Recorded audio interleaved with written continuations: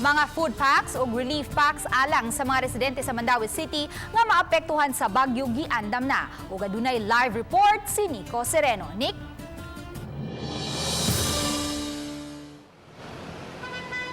Yes, may padayon ang preparasyon sa mga LGUs sama sa Mandaue City sa unsay posibleng epekto unya nining nagdanga-danga nga bagyo.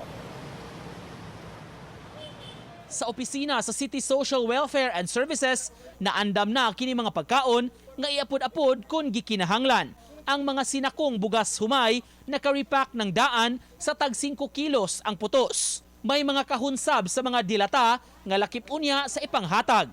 Samtang sugod karong gabi, dunay standby team na sa mga personnel nga maka-duty sa opisina. Kini aron ma-deploy dayon kung may gikinahanglan nga respondian. I-audit na nato ato ang mga stock file sa mga bukas and canned goods, mga isa circuits and everything para at least ready ta. Lakip sa giandam ng daan sa Dakbayan ang mga mobile kitchen vehicles. Mao kini ang i-deploy nila aron daling makahatag og pagkaon kung gikinahanglan. Apan gipang hinaot gihapon nga dili grabe ang epekto unya tungod sa maong daotang panahon.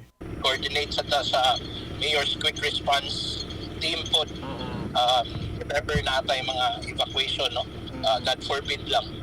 Samtang karong adlaw may ang Mandaue PIO social media page nagpost ni siya og listahan sa tanan nga mga flood prone areas sa Dakbayan. Impormasyon ni siya alang sa mga tao kung unsa ang mga lugar unya nga angayan nilang likayan pag-adto katong mga walay katuyuan labi na kung mahitabo ang mga pagbaha mugna sa mga pag-uwan unya posibleng dala ni bagyong Betty. Samtang di sa ito nahimutangan may sa uptown area sa Cebu City miuwan bag-uhay lang apan taligsik ra hinuon kinigwa kayo magdugay may apan kung inyong mabantayan pabilin nga gihabulan sa mga panganod ang dakong bahin dinhi sa Metro Cebu. May Daghang salamat, Nico Sereno.